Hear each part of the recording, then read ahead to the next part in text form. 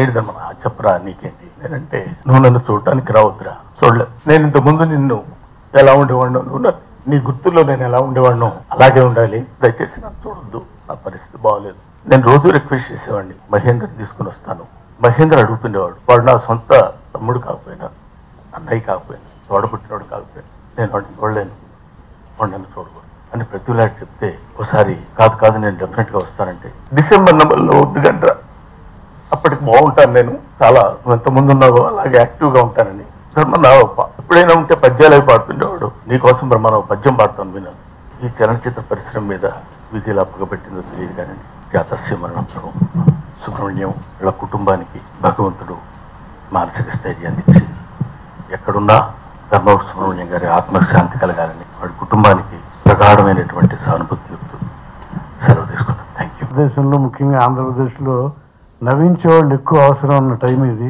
కానీ వాళ్ళే వెళ్ళిపోతున్నారు. ఇప్పుడు అందరూ అర్ధాంతరంగా వెళ్ళిపోయిన వాళ్ళే. పోనీ వయసు 80 ఏళ్ళు 90 ఏళ్ళు ఎవరికీ లేవు ఇందులో. కనుక భగవంతుని కోరుకుందాం పరిశ్రమ తరఫున, బాబు ఇంకా ఆపేయిక ఇలాంటి ఈ దుఃఖాన్ని మేము భరించలేము. ఎందుకంటే ఇంత మంచి వాళ్ళు, పరిశ్రమకు కావాల్సిన వాళ్ళు, అన్ని రంగాల్లో నిపుణులు పైగా వీళ్ళు. ఆ కుటుంబానికి అతని ఆత్మకు మనశ్శాంతి కలగాలని అతని కుటుంబానికి మా తరఫున నా తరఫున ప్రగాఢ సంతాపాన్ని తెలియజేస్తున్నాను. కుటుంబ సభ్యుడిని కోల్పోయామన్న బాధ ఇక మింగుకుని నేను మాట్లాడుతున్నాను. పరంపర ఈ ఏదైతే ఈ వరుస జరుగుతుందో అది అందరూ కూడా మనస్ఫూర్తిగా ప్రార్థించాలి. ఇది ఇంతటితో భగవంతుడు బ్రేక్ అయ్యాలని నేను కూడా కోరుకునేవాడిని. ఒకడిని ఈ రోజున ఆ నవ్వులు ఈ పువ్వుల్లో కలిసిపోయాయి. ఇంకొక అద్భుతమైనటువంటి నటుడు, మంచి మిత్రుడు, అజాత శత్రు. మొన్న ఆయన ఎందుకు ఆ మాట అన్నారో నాకు తెలియడం లేదు. సింగర్ శ్రీరామ్ పిక్చర్ చేస్తున్నాం మేమిద్దరు హస్బెండ్ అండ్ వైఫ్ గా చేస్తున్నాం. అందులో వికారాబాద్ లో షూటింగ్, ప్రేమ హిమ జాంతనయ్య అని. అదే ఆయన లాస్ట్ షూటింగ్ కూడా అదే లాస్ట్ డే. ఏ ముహూర్తంలో ఆయన ఎందుకు అలా అన్నారు నాకు అర్థం కాలేదు. ఏమంటే రేపు నుంచి నేను షూటింగ్ చేయనండి అన్నారు. ఏంటండి అంటే ఏమోనండి నా హెల్త్ కోఆపరేట్ చేయట్లేదు, నేను చేయలేనండి అన్నారు. ముందు రోజు ఈ మాట అన్నారు.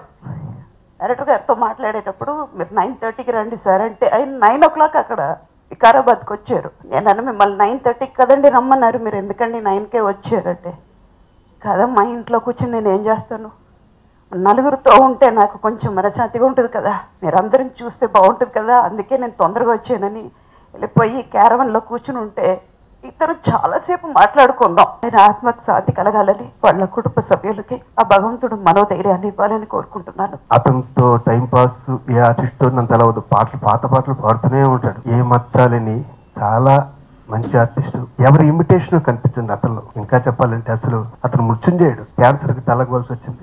ధర్మవరం గారు మీరు లేని లోటు తీర్చలేదు. కానీ ఇవాళ ఆయన లేరనేది తట్టుకోలేకపోతుంది. కానీ ఆయన ఎక్కడికి పోలా. ఈ తెలుగు ఇండస్ట్రీ ఉన్నంతకాలం, ఈ టీవీస్ ఉన్నంతకాలం ఆయన ప్రతి సీను ప్రతిది కూడా లైవ్లీగా మన ముందర నిలబడి ఆయన మన అందరినీ ఆనందింపజేస్తున్నాడు అనే విషయంలో మాత్రం ఎలాంటి సంశయం లేదు.